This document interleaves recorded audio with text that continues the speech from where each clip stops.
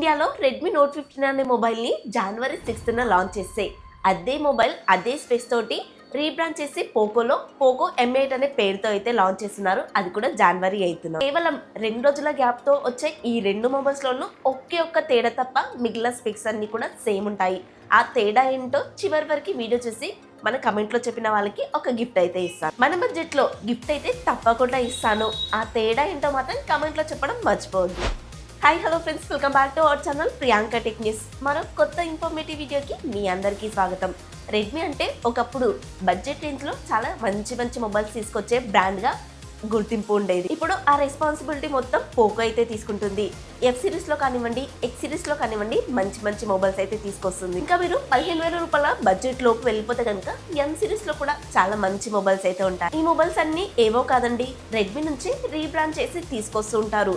And Redmi కన్నా ఒక 3-4,000 తక్కువలోనే తీసుకొస్తారు. అందుకే పోకో బ్రాండ్ ఇండియాలో ఇంకా సర్వే అవుతుంది. బాక్స్ వచ్చేసి ఎల్లో కలర్ లో ఉంది. బాక్స్ పైన పోకో M8 5G అని రాసింది అయితే కనిపిస్తుంది. ఈ వీడియో అయితే జస్ట్ మీకు రిఫరెన్స్ కోసమే చూపిస్తున్నానండి, నా సొంత అన్బాక్సింగ్ అయితే కాదు.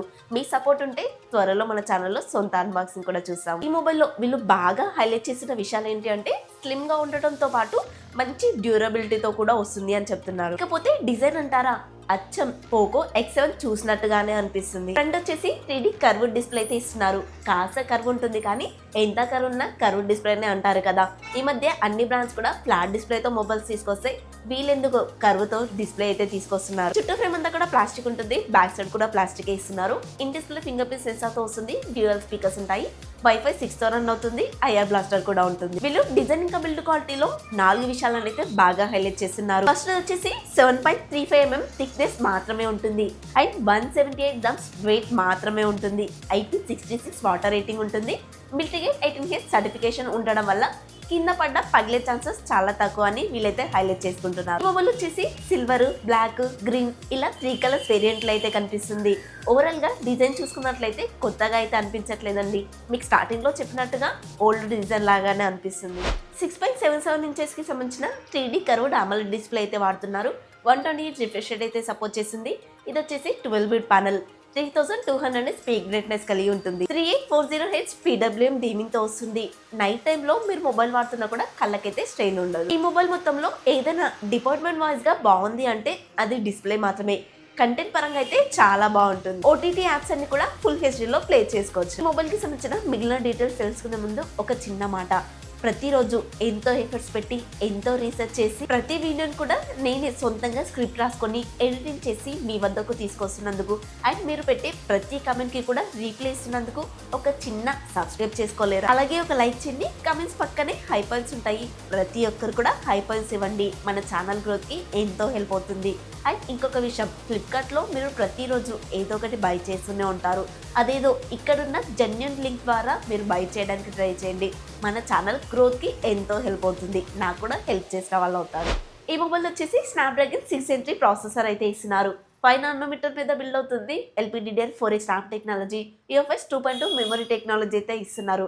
అవుట్ ఆఫ్ ది బాక్స్ వచ్చేసి Android 15తోనే రన్ అవుతుంది. ఇదే Android 16తో ఇచ్చుంటే బాగుండేది అనిపించింది. ఒక మంచి విషయం ఏంటంటే 4+6 years అప్డేట్స్ అయితే ఇస్తున్నారు. ఈ మొబైల్ లాంచ్ అయిన ఒక 1-2 months లోనే ఒక మేజర్ అప్డేట్ అయితే ఇచ్చేస్తారు. అయినా కూడా ఇంకొక 3 మేజర్ అప్డేట్స్ అయితే మిగిలే ఉంటాయిలేండి. ఇంట్లో వచ్చేసి HyperOS 2.0తోనే వస్తుంది. ఇక్కడ మంచి విషయం ఏంటంటే ఏ ఫీచర్స్ అయితే చాలా ఉన్నాయి. ఇన్ కేస్ 20,000 అబోవ్ బడ్జెట్ లో ఉండే ఏ ఫీచర్స్ అయితే దీంట్లో ఇస్తున్నారు. AnTuTu స్కోర్ వచ్చేసి 8,30,000 అంటున్నారు.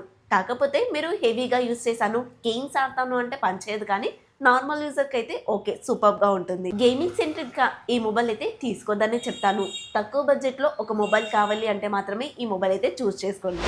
బ్యాక్ సైడ్ వచ్చేసి డ్యూయల్ కెమెరా సెటప్ అయితే ఇస్తున్నారు. Main camera 50 MP, secondary camera వచ్చేసి 2 MP. ఈ మెయిన్ కెమెరా వచ్చేసి లైట్ ఫ్యూజన్ 400 సెన్సార్ అయితే వాడుతున్నారు. మాక్సిమం 4K లో వీడియో రికార్డింగ్ అయితే చేసుకోవచ్చు. ఫ్రంట్ వచ్చేసి 20 MP, వీళ్ళ ముద్దు బిడ్డనే ఇస్తున్నారండి.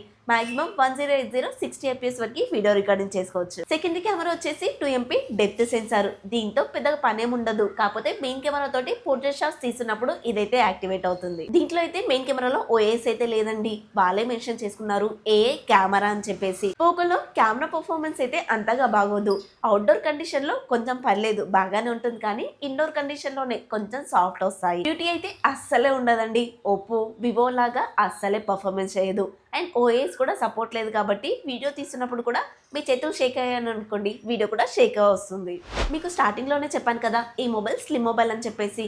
సో ఇందులో 5520 mAh బ్యాటరీ అయితే ఇస్తున్నారు. 45W ఫాస్ట్ ఛార్జర్ బాక్స్లోనే ఇస్తున్నారు. వీళ్ళైతే ఈ బ్యాటరీ లైఫ్ డే అంతా ఫుల్గా వచ్చేస్తుందని హైలైట్ చేసుకుంటున్నారు. కానీ నార్మల్ యూజర్స్ అనుకోండి ఈజీగా 1 డే వస్తుంది.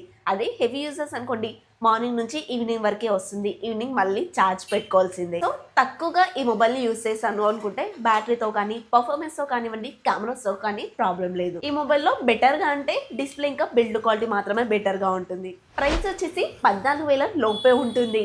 ఎందుకంటే ఇది పోకో M8 కాబట్టి. ప్రో అయితే కాస్త ప్రైస్ ఎక్కువగానే ఉంటుంది.